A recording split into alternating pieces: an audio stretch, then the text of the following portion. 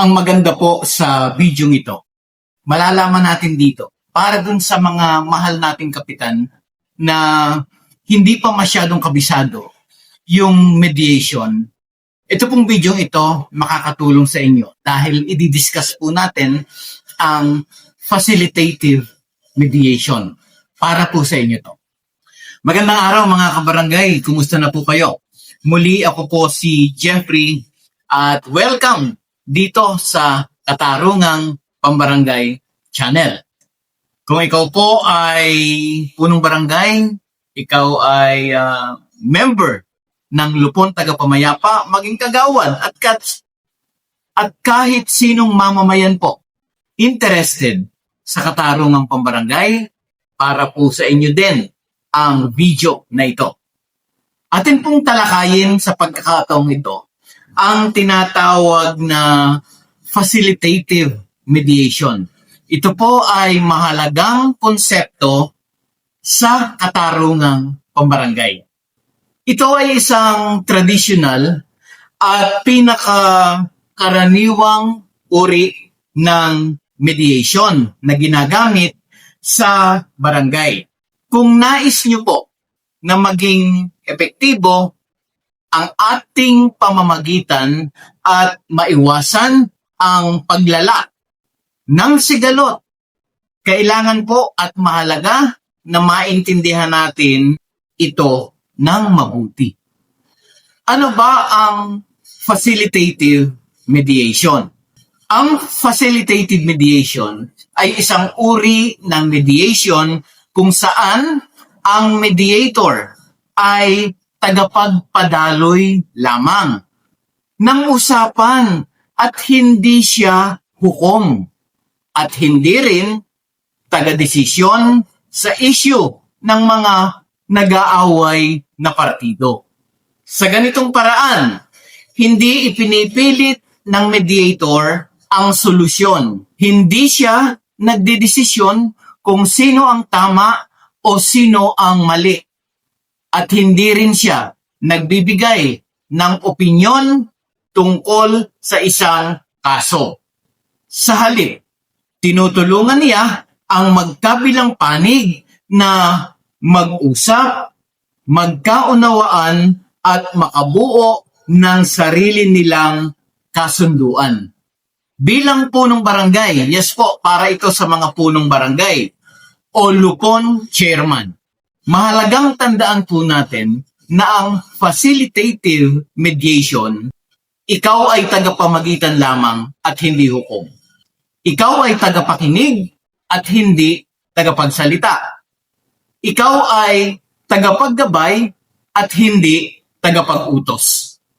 Ang iyong pangunahing tungkulin ay siguraduhin na may pantay na pagkakataon ang bawat isa na makapagsalita. Panatilihing mahinahon at magalang ang usapan. Tumulong na mailabas ang tunay na interes at pangangailangan ng bawat panig. Isa po sa pinakamahalagang prinsipyo ng facilitative mediation ay ang pagtugon sa interes, hindi sa posisyon. Halimbawa ng posisyon, ito ang sinasabi ng partido. Gusto kong magbayad siya. Sa interes naman, ang sasabihin, ito ang dahilan kung bakit niya ito gusto. Kailangan ko ng pera para sa gamot ng aking anak. Bilang mediator o bilang punong barangay na nagpa-facilitate ng isang mediation, tungkulin niyo po na tuklasin ano ba talaga ang gusto ng mga partido. Bakit ito mahalaga sa kanila? Ano ang maaari nilang pagkasunduan na kapwa sila makikinabang? Sa facilitative mediation, mga kabarangay, ang batas ay pangalawa lamang. Hindi po ito tungkol sa kung sino ang panalo, kung sino ang talo, ano ang eksaktong sinasabi ng batas. Hindi po doon. Kundi ito ay tungkol sa ano ang makakabuti sa magkabilang panig. Ano ang praktikal at ano ang makatotohanan? Ano ang voluntaryong tinanggap ng bawat isa? Tandaan po natin, mahalaga po ito. Mas matibay ang kasunduang kusang loob kaysa ipinilit ng batas. Bilang punong barangay, iwasan po natin ang mga sumusunod. Yung sabihin na, sa tingin ko, ikaw ang mali. Ganito ang dapat mong gawin. Kung ako sa'yo, pagiging kampi sa isang panig. So ito pong 4 na bagay na ito, kailangan pong iwasan ng isang punong barangay. Dahil ang ganitong pahayag ay sumisira sa tiwala at maaaring magresulta sa repudiation ng kasunduan. At alam naman po natin mga kabarangay, matapos ang repudiation, ang susunod dyan, mag-i-issue na ng Certificate to File Action o CFA. Pag nag-issue ng CFA, defeated ang objective ng katarungang pambarangay. Ang facilitated mediation ay epektibo dahil number 1, nakabatay sa kusang loob na kasunduan. Number 2, pinapalakas ang relasyon ng komunidad. Number 3, binabawasan ang paghahabla at alitan.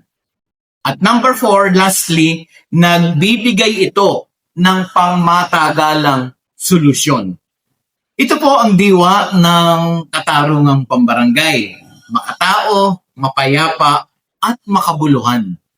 Kaya po sa huli, tandaan po natin na ang isang mahusay na punong barangay, yung laging may sagot, kundi yung marunong magpausap at mapagkaisa ang komunidad.